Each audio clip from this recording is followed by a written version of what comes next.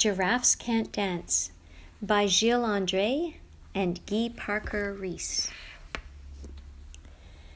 Gerald was a tall giraffe whose neck was long and slim, but his knees were awfully crooked, and his legs were rather thin.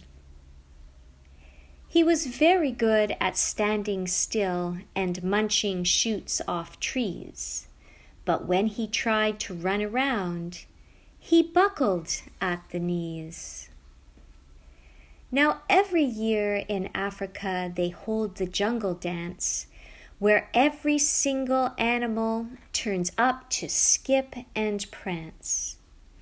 And this year when the day arrived, poor Gerald felt so sad, because when it came to dancing, he was really very bad.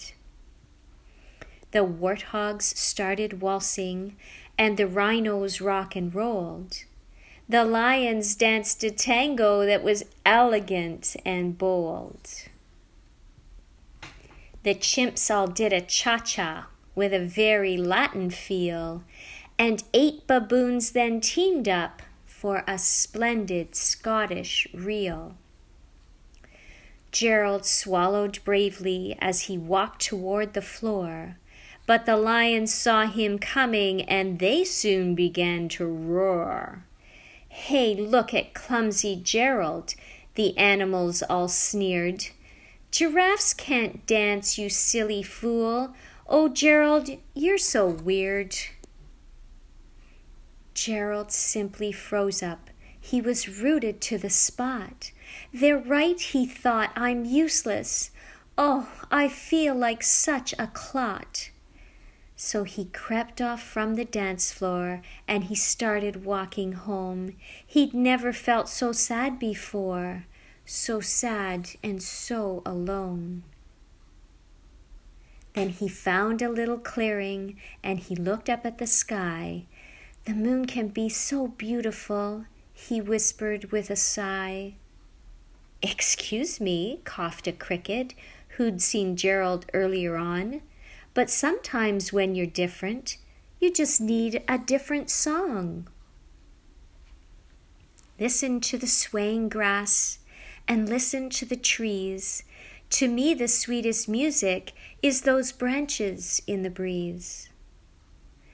So imagine that the lovely moon is playing just for you.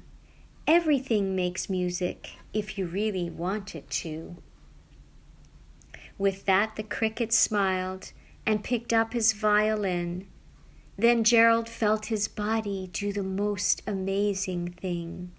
His hooves had started shuffling, making circles on the ground. His neck was gently swaying, and his tail was swishing round.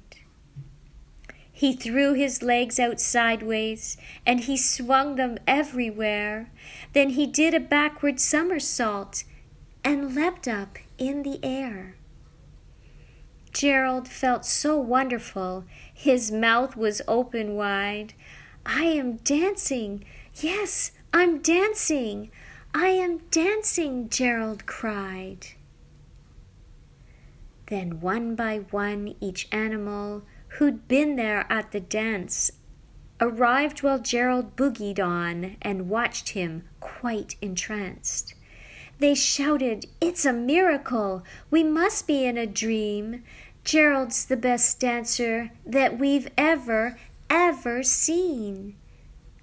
"How did you learn to dance like that? Please, Gerald, tell us how." But Gerald simply twirled around and finished with a bow. Then he raised his head and looked up at the moon and stars above. "We all can dance," he said, "when we find music that we love." The end.